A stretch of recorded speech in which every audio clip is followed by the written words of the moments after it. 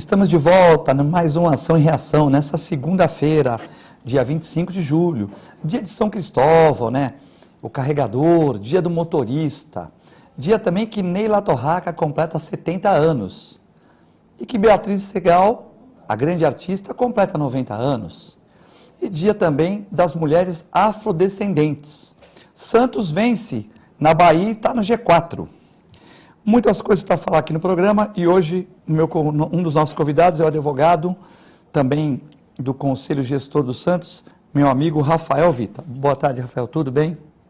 Boa tarde, Filete, boa tarde aos telespectadores da TV Com. Obrigado mais uma vez pela oportunidade de estar aqui com você, debatendo aí os temas de interesse da nossa Baixada Santista. E uma segunda-feira, que apesar de segunda-feira, a gente está muito feliz, porque o Santos ganhou fora aí, manteve a liderança aí junto a liderança não, manteve aí o G4, né? E aí nós, todos os santistas também continuamos felizes aí, mesmo sendo segunda-feira. Também, hoje é dia do escritor, né? Além de ser dia de São Cristóvão, dia do escritor, dia do motorista. E para falar também sobre esses e outros assuntos, o advogado criminalista e professor, Dr. Vicente Cassione. Ficou contente com o Santos ontem e o que o senhor achou da arbitragem do jogo Corinthians e Figueirense, onde o goleiro Cássio faz uma falta e o juiz só dá um amarelo? Tá certo ali? Primeiro que, como diz o Milton Neves, o Corinthians conta sempre com o apito amigo. Se fosse o goleiro do Figueirense que tivesse feito o que o Cássio fez, que o Cássio agrediu o jogador sem bola. Então já era para expulsão só pela agressão do jogador do Figueirense sem bola. Além de ser o último homem e, portanto, teria que ser expulso. Mas era Corinthians, no Itaquerão. Se fosse o contrário, o goleiro do Figueirense tivesse soprado na orelha do jogador do Corinthians, teria sido expulso. Mas aí a expulsão do Cássio ficava com 11 o Corinthians, né? Não, por que ficava com 11? Porque tem um homem de amarelo lá, né? Tem o juiz, né? Ah, bom, já, sim. Tem o juiz. Nesse aspecto... Aí não ficava 11 contra 11, né? E do Santos não gostei. Não gostei e não tenho gostado das atuações do Santos. Muitos altos e baixos. Começa bem o primeiro tempo, termina mal o segundo. Começa bem o segundo, termina mal o primeiro. Poderia ontem deixar de sofrer aquele empate. Fez um gol na Bacia das Almas, com uma jogada muito boa daquele menino Jean, e salvou-se mais uma vez. Aliás, o Santos se perde nos minutos finais e se salva nos minutos finais. Normalmente se perde mais do que se salva. Tá, mais gol no final do que... Não tenho gostado. Acho que está fazendo muita falta o Thiago Maia, está fazendo falta o Zeca, está fazendo falta o Gabigol, isso é óbvio. Só no Brasil que um campeonato continua com um time que, estando no G4 e luta pelo título, tem que ceder jogadores para a seleção e o campeonato continua. Isso é só no Brasil. E na CBF o cara ainda fala assim, mas tem que ver que vai valorizar o jogador. Valorizar é uma coisa, mas podia parar. Valorizar o jogador e depois termina fora do G4 e depois não tem Libertadores, depois não tem a possibilidade de chegar ao Mundial. E como é que paga o salário do jogador que é valorizado, né? Então a CBF que pague o salário de todos os jogadores do elenco, não é? E aí ela pode fazer o que ela quiser. O critério da valorização é do clube, não é da CBF. A CBF não está fazendo nenhum favor em levar os jogadores de categoria do Santos e de outros times. Palmeiras está prejudicado. Pelo contrário, ela se beneficia do... Claro, então vem com essa conversa de ainda valoriza. Fala, se o clube quiser, não leva.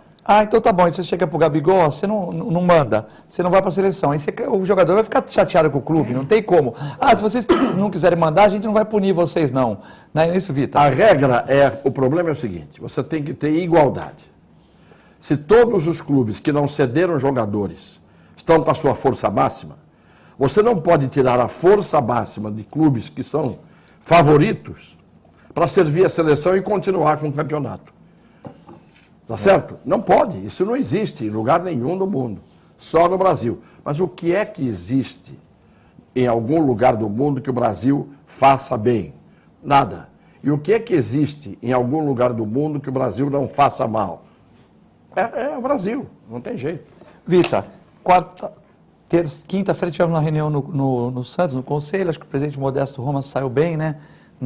no 50 conselheiros marcaram uma reunião. Como é que você vê o atual momento, você como do conselho gestor, o atual momento do futebol, essa questão do Cassione mesmo, que ele comentou agora, da CBF levar 3 jogadores e o campeonato continua do mesmo jeito, como se nada tivesse acontecido, levou 2 do Palmeiras e tal, e o clube, por exemplo, como, vamos dizer, tem clubes que são favorecidos, porque são clubes bons, o Atlético Mineiro, mas não tem muitos jogadores nessa seleção olímpica. Quer dizer, se favorece um clube e prejudica-se outros. É porque é um jogador só tal, mas 3 no mesmo time é complicado, né? Bom, antes de entrar nesse assunto, Filete, eu gostaria de fazer uma menção honrosa aqui e dizer ao Dr. Vicente Cassione do meu prazer de estar com o senhor aqui nessa mesa. O prazer é meu. Não há nenhum advogado da minha geração que não lhe admire. Falo isso olhando nos seus olhos, porque eu tenho uma admiração pelo senhor muito antes de ser advogado. Desde a primeira vez que o senhor foi candidato a prefeito da nossa cidade, eu ainda nem votava.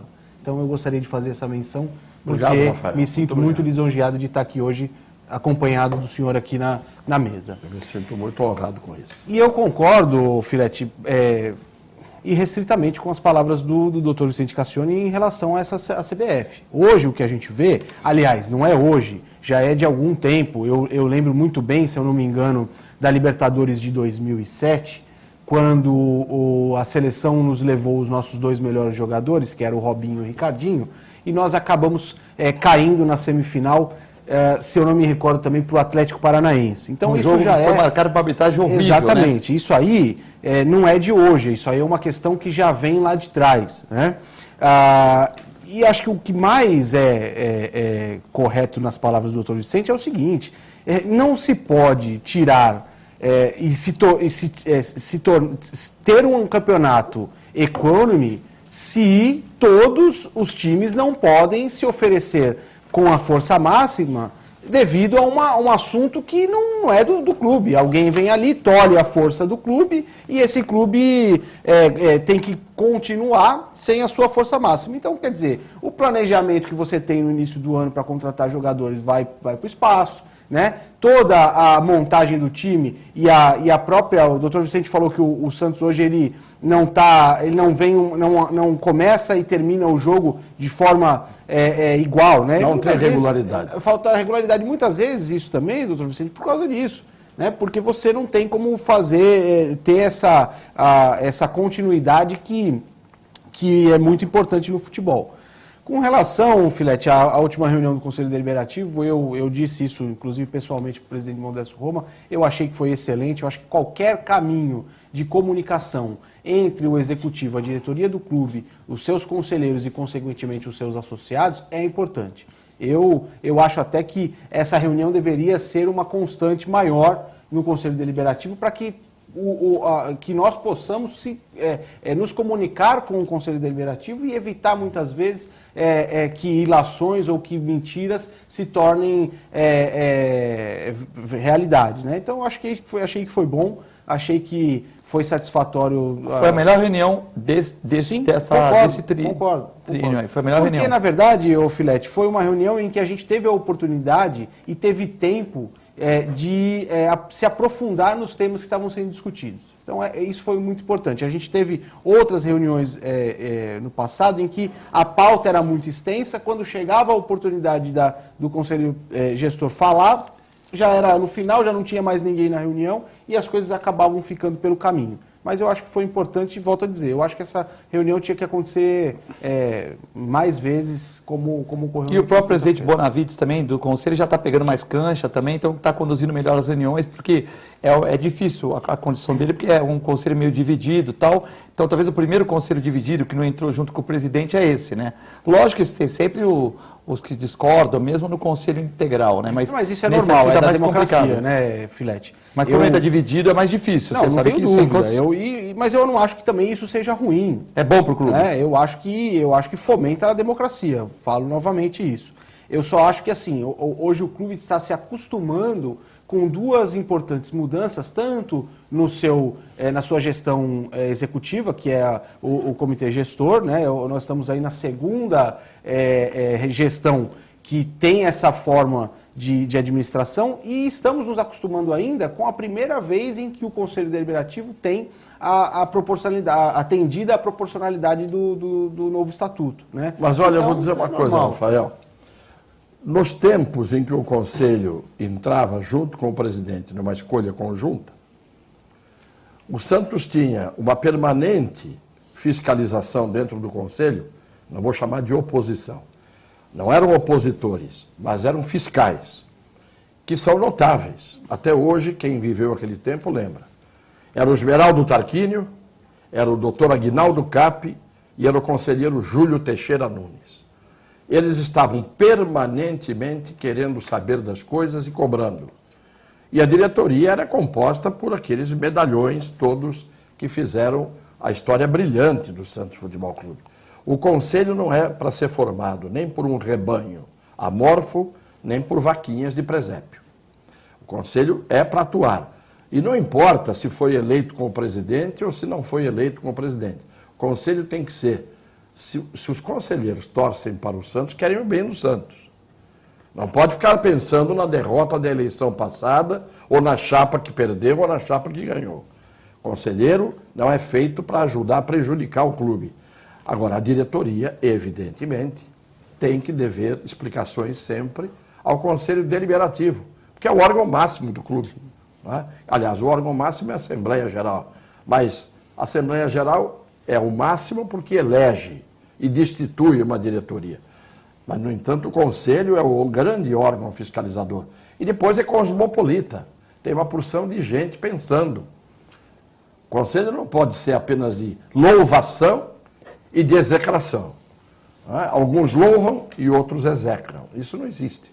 Isso aconteceu no São Paulo, olha o que está dando no São Paulo. Mas aconteceu também agora, doutor Vicente, que o Conselho Fiscal, por exemplo, o Tonhão é um grande amigo do Modesto, mas vetou as contas. Então, tem uma coisa que não tem nada a ver com a outra. A gente está lá com amizade. E eu estava olhando a foto dos ex-presidentes lá outro dia, eu passei lá, estava o doutor Vicente Cassione, Esmeraldo Tarquínio, Modesto Roma, o pai, né?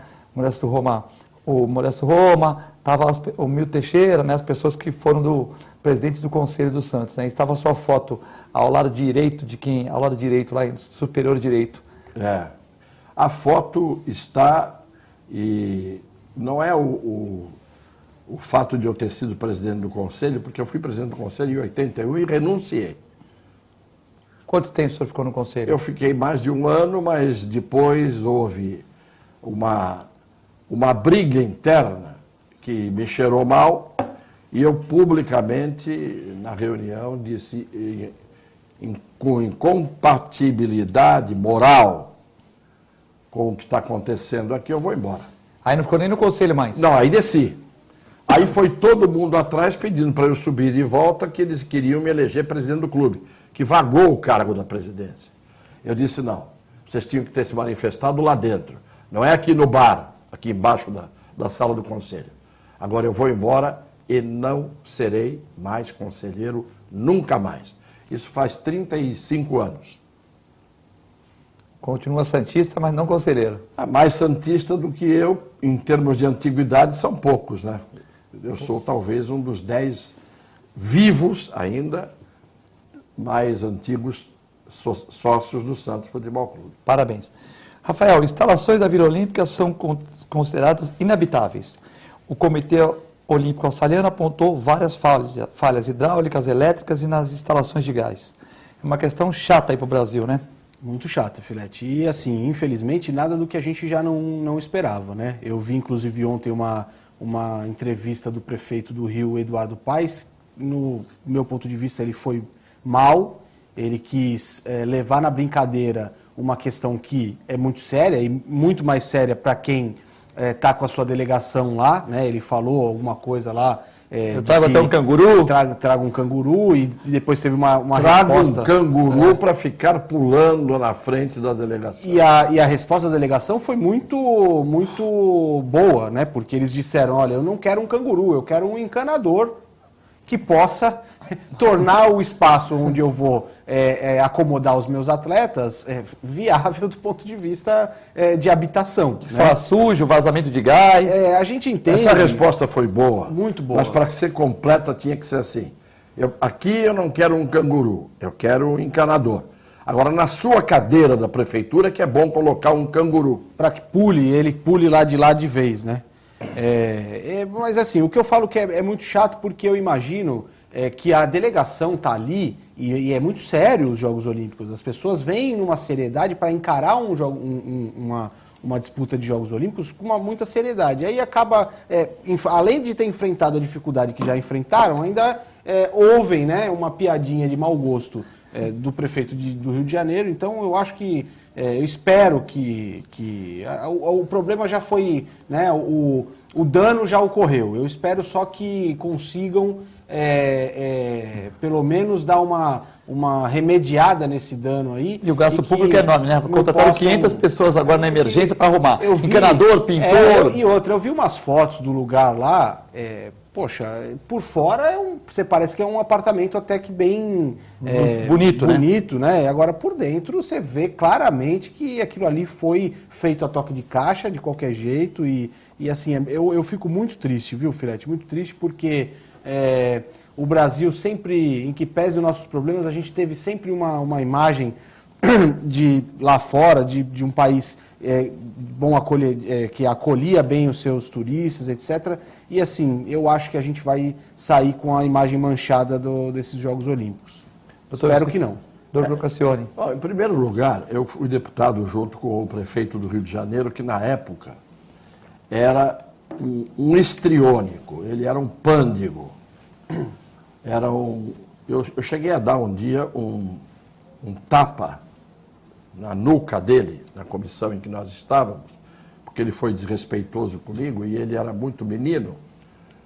E eu sempre respeitei as pessoas que estão falando sério e que têm mais idade. Sempre foi tirador de sarro, né? Então, no plena comissão, era uma comissão da reforma da Previdência, ele disse uma coisa que eu não gostei e levou um pescoção. E isso é uma coisa que a gente faz em criança para ser educada de vez em quando, né? E ele parece que não teve essa educação. Mas hoje eu já não acho que é isso. Eu acho que ele precisa fazer um exame de sanidade mental. Porque a entrevista que ele deu lá para o New York Times já foi um absurdo, dizendo que não podia nunca ter Olimpíada no Rio. Ele tinha que dizer isso lá atrás, antes de fazerem as obras faraônicas. Mas lá atrás ele estava, naquela altura, namorando o Lula. Ele, o Sérgio... Ele que queria o impeachment do Lula na gestão anterior, depois, quando foi prefeito, namorava o Lula, andavam os dois de rosto colado, e aí, nessa altura, ele fez parte da turminha que lutou pelas Olimpíadas no Rio. Estava inclusive lá quando... Sim, estava lá, anunciaram. Quando veio o dinheiro para o BRT, até Santa Cruz, né, caçando dinheiro para o Rio, que foi um canteiro de obras, estava tudo legal. Então, quando eles não administraram bem, faltou o dinheiro, já está ruim de novo, né? Você sabe o que, na verdade, falta no Brasil para esses políticos todos? Cadeia. Não. Vergonha na cara. Para serem eleitos, eles teriam que passar primeiro por um exame psiquiátrico, mas avaliados por especialistas mesmo. E, inclusive, um exame psiquiátrico e um exame neurológico, para ver se o sujeito está no uso das suas faculdades mentais. Segundo, é difícil conseguir isso, verificar quais são os atributos morais, os atributos de qualificação intelectual que um sujeito tem para exercer cargos desse tipo. Ele é prefeito da capital do Brasil. Sim, porque a capital do Brasil até hoje, pelo menos para a Rede Globo de televisão, é o Rio de Janeiro. Aliás, o Brasil é a capital do Rio de Janeiro. Tá? O Rio de Janeiro é a vitrine. A cidade que está acima do país.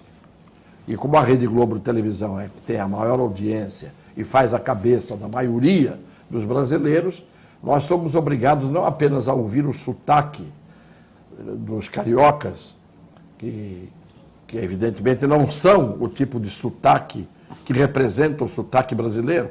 Porque por que do Rio de Janeiro, não do Maranhão, não o sotaque do paulista e não o sotaque do gaúcho, do catarinense? O Brasil tem melodias nos sotaques.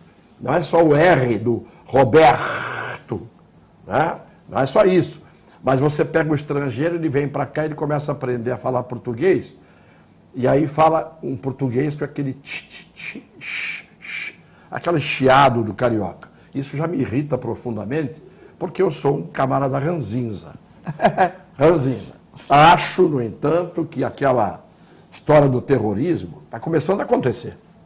O primeiro ato de terrorismo é você obrigar uma seleção, uma delegação, como a da Austrália, a ter que arranjar acomodações por conta própria e não poder ficar na Vila Olímpica. A da Austrália e de um outro país. São dois países que já se acomodaram e eu tive que ouvir a chefe da delegação na Austrália dizer o seguinte: nós já arranjamos lugares dignos para instalar os nossos atletas. Sabe o que significa isso? Queimação de filme. Isso é o terrorismo. Quando você vê 4 baldes com água pingando do teto, um alçapão aberto dentro do alojamento das delegações. Sabe por que isso? Primeiro, porque foi feito a olho. Segundo, porque é obra faturada. Terceiro, que as empreiteiras fazem de qualquer jeito, porque elas querem ganhar o dela, as empreiteiras querem ganhar o delas. Já pagaram chocolate para alguém, né? E já pagaram chocolate para alguém, como da passarela, lá da ciclovia. Né? Então a gente sabe que isto aqui é o campeão olímpico, no pior sentido, da sacanagem. É o Brasil. Pode vir até alguma medalha aí, mas da sacanagem nós, por antecipação, já ganhamos a Olimpíada. O senhor me permite uma parte na sua fala, doutor Vicente? Eu ontem estava na casa do meu pai, vim almoçar com o meu pai, como eu faço todo domingo, e estava vendo a Globo News e eles estavam reprisando uma entrevista do prefeito Eduardo Paes para o Mário Sérgio Conte, que acho que já havia sido veiculada há algum tempo, eles estavam reprisando.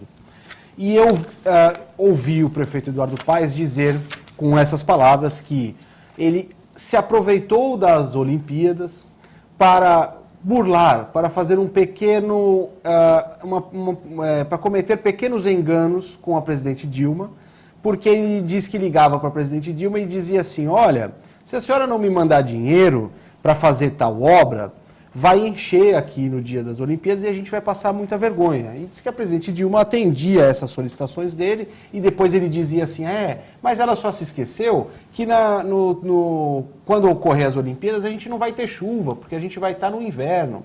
Então ele disse o seguinte, que ele enganou, que ele se locupletou das Olimpíadas para conseguir algumas coisas por debaixo dos panos. E isso me fez lembrar, o doutor Vicente com certeza deve ter lido, eu li há muito tempo atrás, acho que se eu não me engano no primeiro ano da faculdade, um livro do Zuenir Ventura, que chamava Cidade Partida. Claro. E esse livro ele conta muito a história do início do Rio de Janeiro, né? E de como que o Rio de Janeiro se formou, né? E se favelizou e aquela história toda. E muito disso ele atribui àquela questão da boemia, das pessoas que não gostavam muito de trabalhar. Isso eu não estou falando. Ele usa no livro a expressão chalaça. Mas assim, eu vi ali, eu tenho muitos amigos cariocas e por quem eu tenho muita admiração, mas eu vi nas palavras do prefeito Eduardo Paes tudo aquilo que o Zuenir Ventura quis dizer nesse livro. Então é muito ruim, é muito chato que a nossa imagem que vai ser passada pro povo de todo mundo seja essa. É isso que eu queria fazer essa parte para... Muito bom. Lembrando que o Rio de Janeiro é constituído por 20% de favelas, né? 20% dos moradores do Rio moram em favelas e subhabitações e não deixa de ser a cidade uma das mais bonitas do mundo, né? Mas que o Eduardo Paes já deu aí indícios, né, da pessoa que ele é, quando falou com o presidente Lula, que Atibaia era uma cidade de pobres e que ele tinha que ir lá para Petrópolis, que ele pensava como pobre, nem Atibaia ele conhece direito, né? Então, e outras coisas, o Rio continua lindo, mesmo com ciclovia caindo, isso não vai deixar o glamour do Rio de Janeiro e tal, nem pelo apego às vítimas, né? O Rio de Janeiro continua do mesmo jeito, caiu, mas vai continuar do mesmo jeito. Quer dizer que políticos assim a gente tem que tirar da frente, que são políticos que... Um político que engana uma presidente, um político que engana, tal, que fala um monte de besteira, que leva tapa na cabeça, tem que sair do mapa, né? Nós vamos a um breve intervalo e já voltamos.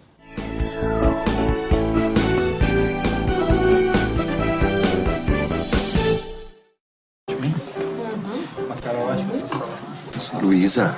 Wagner! Nossa, quanto tempo! Esse é o Fábio, meu marido. Tudo bem? O Wagner foi meu primeiro namorado. Foi ele que me convenceu a fazer tatuagem de borboleta, você lembra? Você já reparou que as asinhas formam um W? É de Wagner.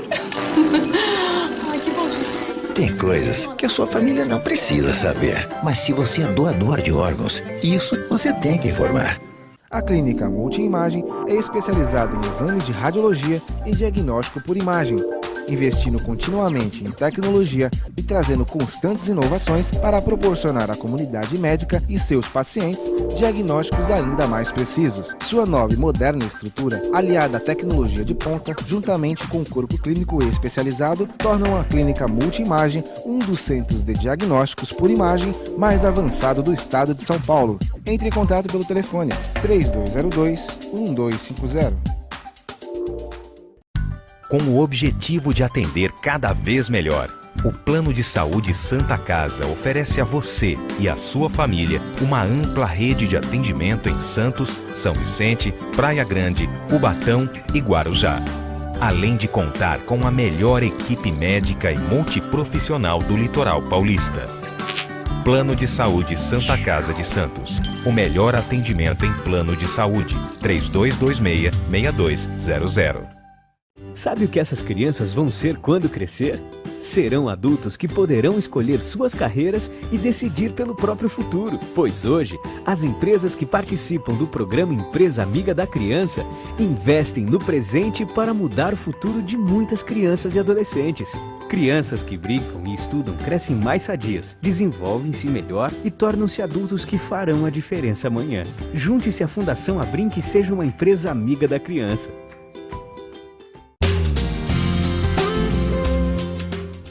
Apoio ACESP, Associação dos Canais Comunitários do Estado de São Paulo.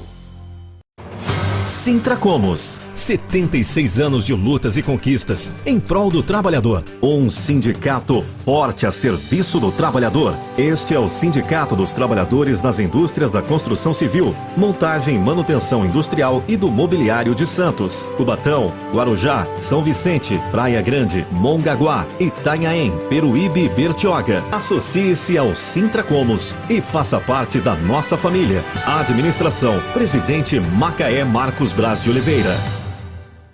Existe um lugar em Santos onde você encontra os empreendimentos mais fascinantes da região. Um lugar amplo, aconchegante, feito para oferecer o melhor atendimento para você. Um lugar que reúne as melhores opções residenciais e comerciais nos bairros mais nobres de Santos. Um lugar que a gente nem precisava dizer, porque você já sabe. Central de Vendas Grupo Mendes, Rua Guaiaó 55, Aparecida. Venha fechar um bom negócio para abrir as portas do seu novo lugar.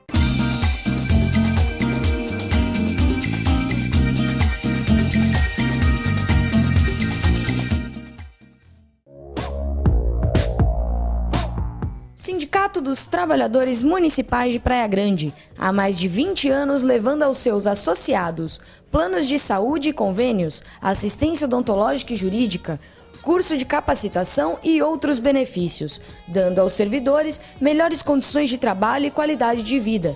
Para mais informações, acesse o site www.sindicatopraiagrande.org.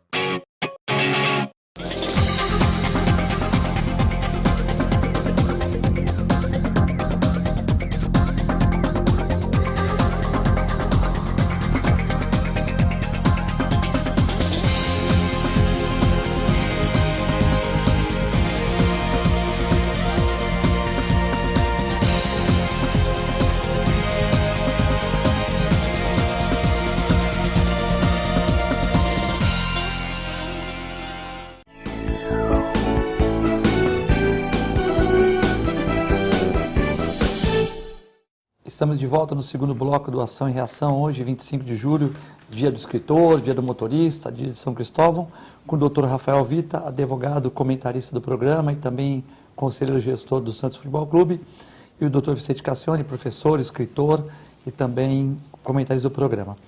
Doutor Cassione, temos várias perguntas, mas vamos continuar com a pauta. O TSU dá mais 30 dias para Dilma se defender sobre contas de 2015.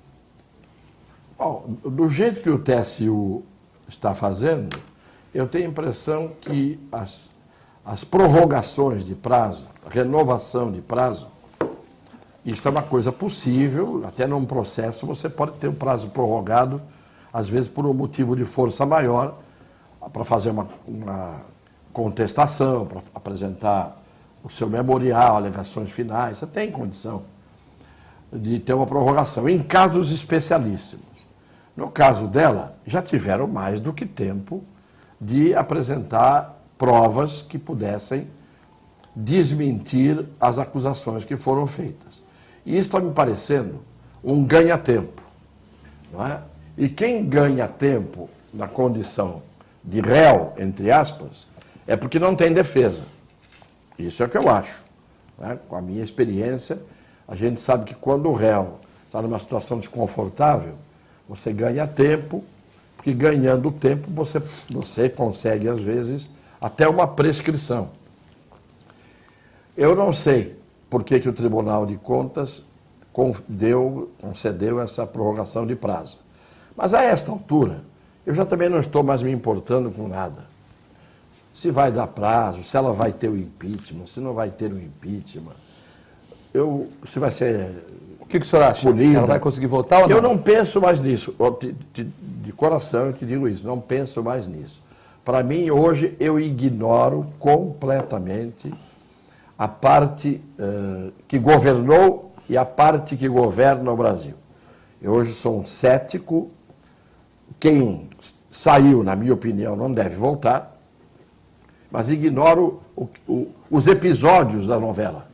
Para mim, acabou. Ali acabou. Saiu, está saído e não tem que voltar. Agora, também ignoro o que está acontecendo agora, porque não adianta eu ficar atento, porque eles vão fazer, evidentemente, tudo aquilo que eles acharem que devem fazer. Não adianta a gente ficar por antecipação. Eu só estou atento com relação a uma coisa: que não abram a caixa de Pandora, que não abram a caixa de maldades, para punir, para variar, a classe média para baixo, que é o que normalmente os governos, na hora que precisam se socorrer em relação aos cofres públicos, fazem, né? É isso que a gente vê sempre. Não há outras fórmulas. Dinheiro não tem para isto, mas para aquilo tem. E o isto que eu digo é o fundamental. E o aquilo é o supérfluo. Para o supérfluo sempre aparece dinheiro. Para o fundamental são as contingências. Dinheiro contingenciado. Então eu estou muito desiludido com a política, por isso que me afastei definitivamente. Estou desiludido com o Brasil em muitos aspectos. Estou desiludido com uma grande parte do povo brasileiro que não se mexe, nem para falar, pelo menos para falar, para se manifestar. A grande parte do povo é amorfa, é abúlica e é responsável por compor as instituições. Porque ninguém vai para lá a mão armada e às vezes apoiados por aqueles que estão à mão armada. Mas quem elege é o povo, e o povo não presta atenção na política como presta atenção nas novelas. Uma parte, eu sempre digo, tem exceção, e exceção importante. Mas uma parte do povo é alienada. Fora a parte que não tem como ser participativa, porque é uma parte que, lamentavelmente, não aprendeu a ler nem escrever. Porque esse país tem o dobro da população da Suécia só de analfabetos absolutos, sem contar os analfabetos funcionais. Que é maior ainda. Porque o analfabeto é aquele que não sabe ler nem escrever. E o analfabeto funcional é aquele que, lendo, não entende o que leu. Não sabe interpretar nada. O texto. Rafael Vita, essa questão da da Dilma, mais 30 dias que o TCU dá? Não tenho dúvida que, assim como o Dr. Vicente Cassioni falou, é uma tentativa aí de tumultuar processualmente a questão e tentar dizer o que não tem como ser dito, né? Queria complementar também dizendo que o seguinte, eu também, cada dia mais, eu já tive uma impressão da política de que nós elegíamos bem e que as pessoas eram engolidas pelo sistema, os nossos governantes, os nossos políticos, representantes, etc. Mas eu também hoje já não acredito mais nisso. Eu acredito cada vez mais naquilo que o Dr. Vicente Cassioni disse. O Leandro Carnal, há algum pouco tempo, disse numa entrevista, se eu não me engano, no Roda Viva, que não existem governos corruptos em países onde a população não é corrupta, né? Onde a população é honesta. Eu acho que a frase em si era essa: não existem políticos corruptos num país onde a população é honesta. É claro que a gente não pode interpretar isso a ferro e fogo. Isso não quer dizer que todos os nossos políticos sejam desonestos, assim como a nossa população por inteiro também não é desonesta. Mas, fazendo uma visão hoje que foi ficou tão evidente na votação do impeachment, se a gente avaliar de forma... não precisa nem ser pormenorizado, viu, doutor Vicente? Se a gente olhar por cima, assim, o nosso Congresso Nacional, que é o órgão máximo da representação do nosso povo, dá vontade de chorar. Dá vontade de chorar e falar, olha, isso aqui realmente não tem mais jeito, ou pelo menos não tem mais jeito nos próximos muitos anos para frente. Então, vamos aguardar. Eu também acho que a Dilma não volta, mas, ao mesmo tempo, também não acredito piamente de que o atual governo vá tirar a gente da lama. E, pelo contrário, acredito que vai sobrar para a gente novamente pagar essa conta, como o doutor Vicente também falou. Colaborando com vocês, mas eu conversei com um deputado aqui na região, né? Não vou citar o nome, ele falou, mas Angola é um país muito corrupto. Eu falei, mas aprenderam com quem? Colonização portuguesa, é o último colonizador. Aprenderam o quê? E como se o Brasil não fosse. Como se o Brasil não fosse, quer dizer, culpando Angola, mas lá cobram até no aeroporto. Eu falei, mas aqui é a mesma coisa. Né? Aqui se tu parar fora da rua tem um cara para te cobrar, se tem um flanelinha, se tu vai não sei o quê. A corrupção não é um problema único, exclusivo do Brasil, é óbvio. Talvez nos países mais desenvolvidos do mundo existe a corrupção. Mas o problema nós estamos na liderança, hoje, né? Nós institucionalizamos a corrupção e, mais do que isso, nós concordamos com a corrupção, seja num nível mais elevado ou seja num nível pequeno. É aquela famosa corrupção, que todo mundo, a gente sempre fala disso, né? Daquela pessoa que toma uma multa e pede para o amigo tirar a multa, ou dá uma caixinha, uma Coca-Cola para o guarda lá para ele não te multar. É a mesma coisa.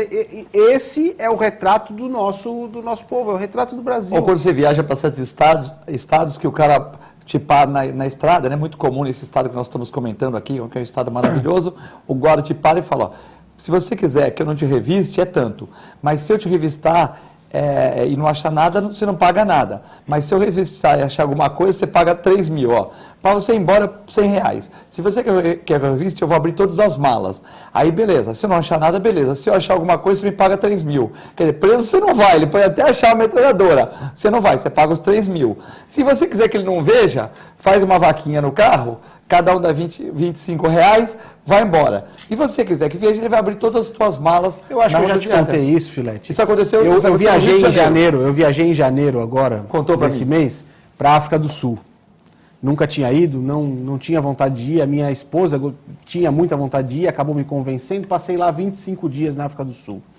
E lá em meados do 15º, 16º dia que eu já estava lá, eu já estava muitíssimo encantado pelo país, pelas pessoas, pelos lugares. É um lugar assim que eu recomendo que todos vão. E eu estava numa estrada e fui parado por um policial lá que me pediu propina para que eu não tivesse o carro lá locado, apreendido, porque, segundo ele, eu tinha feito uma conversão proibida.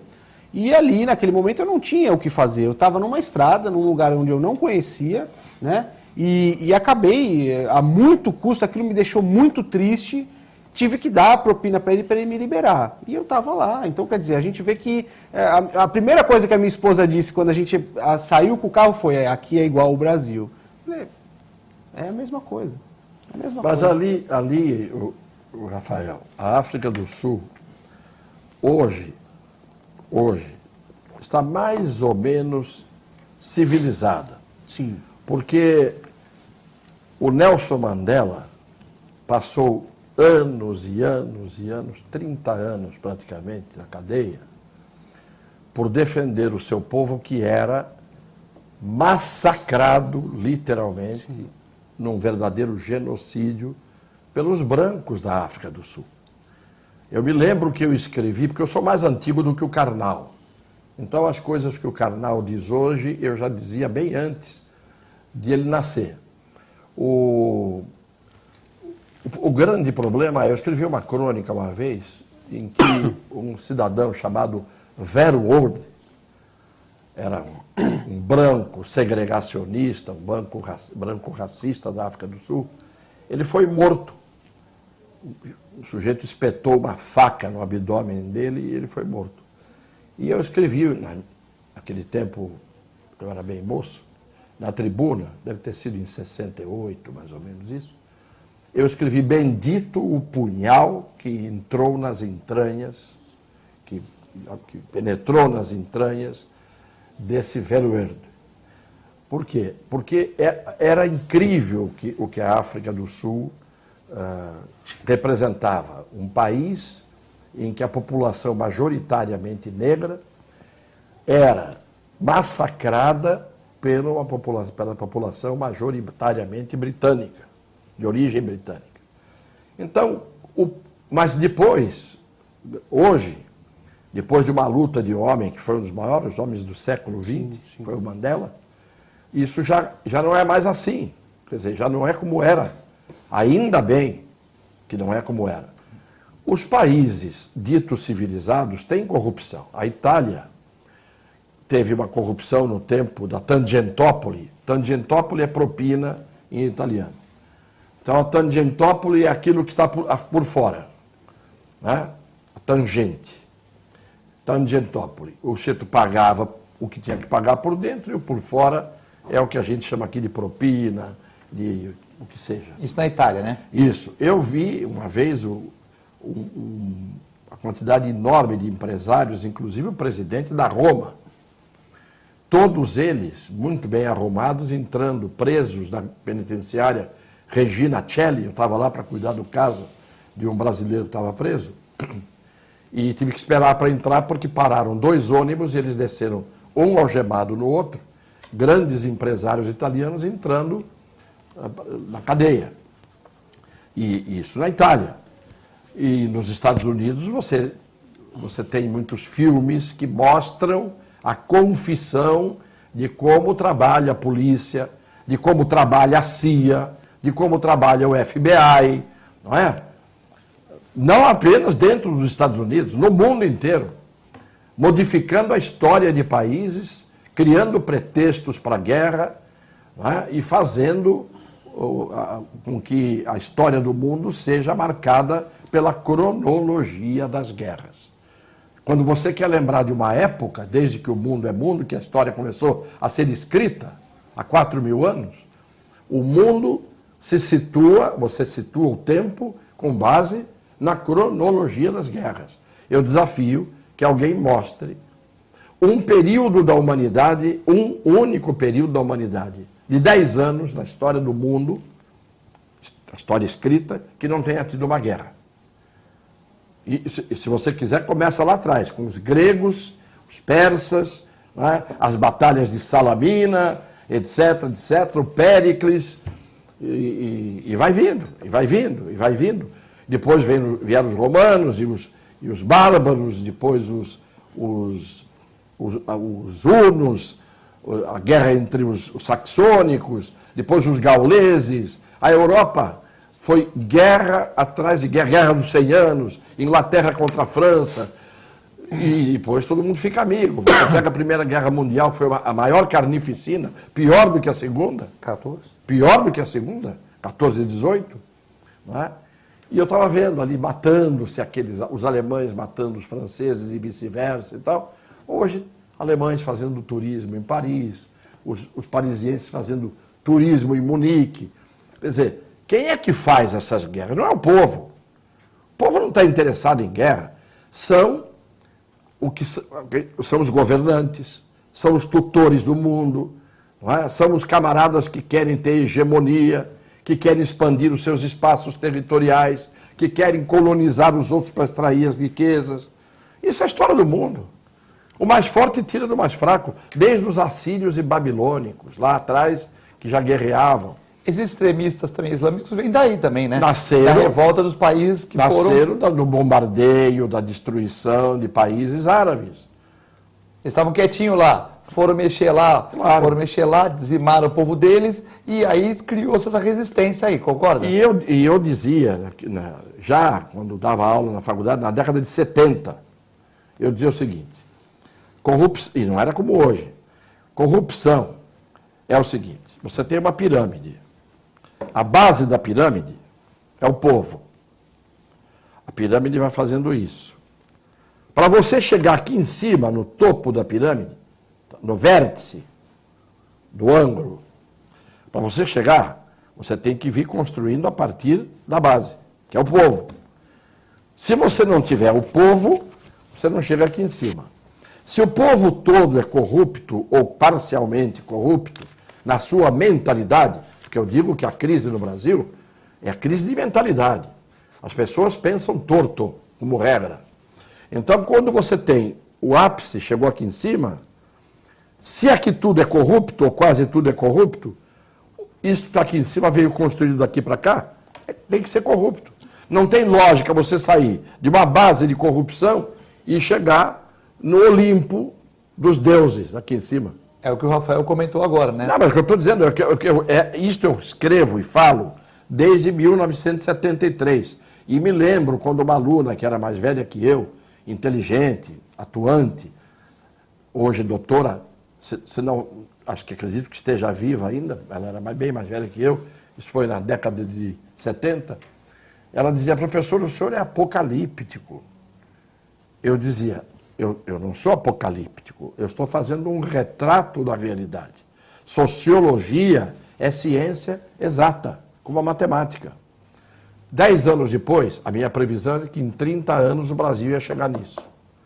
10 anos depois, ela me mandou uma carta, que eu tenho comigo até hoje, dizendo, o senhor tinha razão, e aconteceu antes do que o senhor previu. Tá certo? Então, não é que eu sempre digo, eu não sou profeta, eu não sou vidente, eu não tenho bola de cristal, eu não sou adivinho, o que eu sou é um observador. E quem observa, presta atenção e olha com os olhos de ver, enxerga. Agora, se o camarada senta diante de uma televisão e fica vendo BBB, e fica vendo novela, e fica vendo sei lá o quê, ele está passivo, o cérebro dele não se exercita. Não se exercita. Ele não aprende a pensar por conta própria, ele não tem senso crítico. Ele nem sabe que está fazendo mal a ele mesmo, essa passividade de espectador que não tem capacidade de poder contestar, de reagir, de raciocinar em cima do que está sendo passado para ele, de analisar que aquilo não é um bem do ponto de vista educativo, cultural. A Constituição diz que os meios de comunicação, está escrito na Constituição, se não me engano, se eu não estou enganado, no artigo 224, não tenho certeza. A finalidade dos meios de comunicação é finalidade educativa, cultural e informativa. Os meios de comunicação não são feitos para entretenimento apenas. O entretenimento é a última etapa. E entretenimento de boa qualidade. Tá certo? A Constituição é atropelada e os meios de comunicação que não pertencem aos seus donos são uma concessão do Estado, eles são apenas concessionários e o Estado pode tirar a concessão a hora que quiser. Eles enriquecem, formam fortunas incalculáveis. Os Marinho são a maior fortuna do Brasil, juntando os 3 irmãos, e fazem da televisão o que querem. Não existe nem democratização. Você vai ter que assistir a Olimpíada pelo canal soberano. Como assistiu Copas do Mundo pelo canal soberano. Você não tem nem o contraditório. Você não tem. Então, o Brasil não pode querer criticar o que ele gera. Tá certo? Eu não posso criticar o meu filho amanhã por uma falha de personalidade se eu não o eduquei, se eu não o tratei com dignidade e com amor. Meu filho amanhã pode virar uma pessoa torta, porque eu o entortei. E porque se eu o entortei, eu sou o torto. Aí eu vou criticar o torto que eu fiz? O Brasil é assim. Ele aponta, todo mundo aponta o dedo para os outros. O Hélio Ribeiro sempre dizia, e eu já cansei de mostrar isso, quando você aponta o dedo para alguém, 3 estão apontando para você. Ó. O Hélio Ribeiro, o grande Hélio Ribeiro. Então, não adianta. Nós temos que torcer para que a geração das crianças de hoje tenha a inspiração de se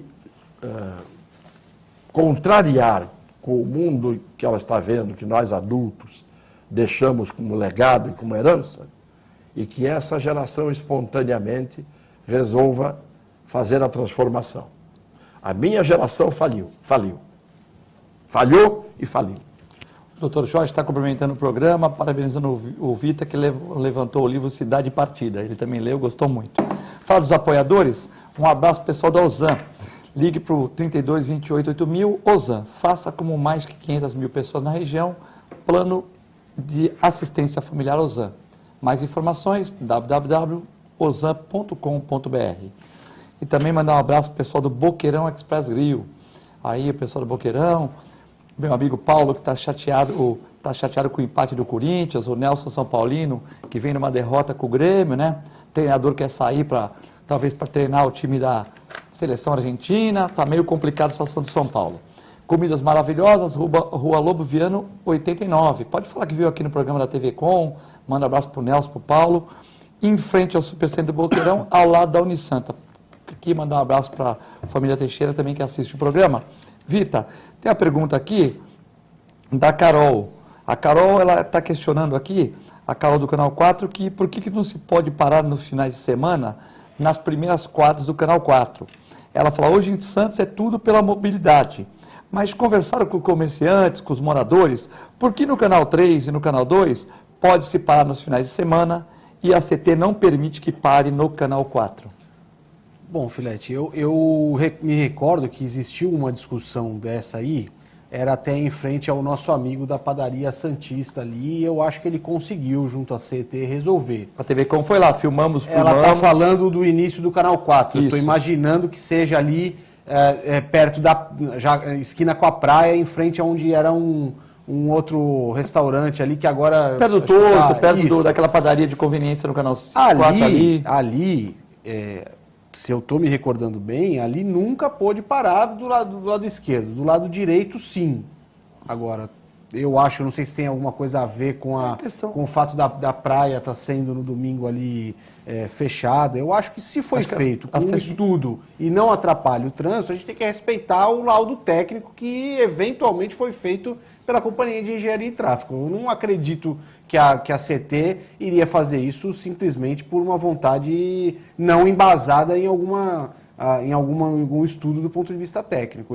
Mas eu confesso que desconheço desde quando que isso está acontecendo ou qual é o motivo, mas acredito que tenha um embasamento, como eu falei. Na padaria dos Carlinhos, o Carlinhos conversou comigo, com alguns vereadores, eu fui lá, filmei, que é realmente uma padaria sem estacionamento, mata o cara, né? Não tem como, você vai comprar um pão, você tá aí, a Fifi foi lá e parece que resolveu. O que ela questiona aqui, no que eu entendi, é que nos outros canais, no fim de semana, você pode parar. E no Canal 4, as 3 primeiras quadras, segundo ela, teria que passar para ver, não se pode parar. É questão de conversar, né, Cassione? Você pega o exemplo do Canal 3, Avenida Washington Luiz. Se você entrar no Canal 3, no sentido praia, cidade, e tiver um ônibus na sua frente, e esse ônibus não parar no ponto, ou parar no ponto mal parando, você vai até o início da Brás Cubas, em fila única pelo Canal 3 até lá. Parece que está seguindo o ônibus. O Canal 3 é estreito, é mais estreito do que o Canal 1, por exemplo. O Canal 2 é a mesma coisa, se você tiver todo mundo parado. Agora, aqui em frente à TV Com, por exemplo, podia parar a partir de um determinado lugar. Agora já não pode. E aqui eu não sei por que não pode. Se é no horário de pico, eu concordo que no horário de pico não deveria parar. Mas não é só nas avenidas. Você tem ruas que são binários, que são ruas de circulação importante. Você pega o exemplo da Euclides da Cunha, por exemplo. A Euclides da Cunha, os carros param dos dois lados. Então é uma fila única. Você não tem como. Você fica, às vezes, com a Euclides da Cunha paralisada, desde o Gonzaga até o Canal 1. Isso é um problema recorrente em Santos. Não é só o Euclides da Cunha, tem várias ruas, claro, né, que isso acontece. Então o critério não é único. Diante de situações iguais, critérios desiguais. Isso que não se explica. Tiveram outras participações aqui, o Aldo Neto está mandando um abraço, Paulo Roberto Bonavides do Fórum, diretor jurídico do Fórum de Santos, manda um abraço, o irmão dele, o Paulinho Bonavides também, para vocês, o Júnior e tal, mas infelizmente o tempo é curto, tiveram algumas perguntas aqui, concordando com a opinião de vocês sobre o prefeito do Rio de Janeiro, falando sobre as baleias de Santos, perguntando a minha opinião, acho que é por causa do fenômeno El Ninho, que elas estão encalhando aqui, mas já foram feitas biópsias para estudar melhor, porque realmente 5 baleias aqui, Guarujá, Santos, e na região é muita coisa, né? 5 baleias que apareceram mortas, né? Eu vi uma reportagem sobre isso. Não. Também perguntaram aqui sobre o Museu de Arte Sacra que foi roubado, mas infelizmente a gente não tem mais tempo, né? Queria convidar o Rafael Vitor para vir outras vezes no programa, que a gente possa continuar os assuntos. Eu agradeço, Filete, agradeço aos telespectadores da TV Com e mais uma vez quero dizer que eu fico muito feliz de poder estar participando hoje aqui na companhia especial do Dr. Vicente Cassione. Doutor Vicente. Eu é que agradeço, porque quando as pessoas querem bem a gente, e a explicação é que o Rafael estava dando, ele ainda era criança, tinha 8 anos de idade, quando, na minha primeira candidatura, ele ia ao meu comitê junto com o pai. Então, esses afetos e esse respeito são coisas muito verdadeiras. Eu sei que está vindo, diante da visão do seu rosto, eu vejo que é muito verdadeiro. Isso é muito bom, a gente ter esse tipo de afeto que a gente não pede, não cobra e vem espontâneo. Então, eu te retribuo e pela condição de que eu era já um adulto, bem adulto, e você era criança, receba aqui um beijo no seu coração. Muito obrigado. E um abraço aos telespectadores e um abraço ao meu amigo Filete. Obrigado, Cassione, obrigado para o Rafael. Fiquem bem hoje no dia, vocês merecem. Obrigado pela participação aqui das pessoas. Desculpe que não conseguimos responder a todos, mas em outros programas nós vamos conseguir. E fiquem com Deus e com a nossa extensa programação da TV Com. Muito obrigado.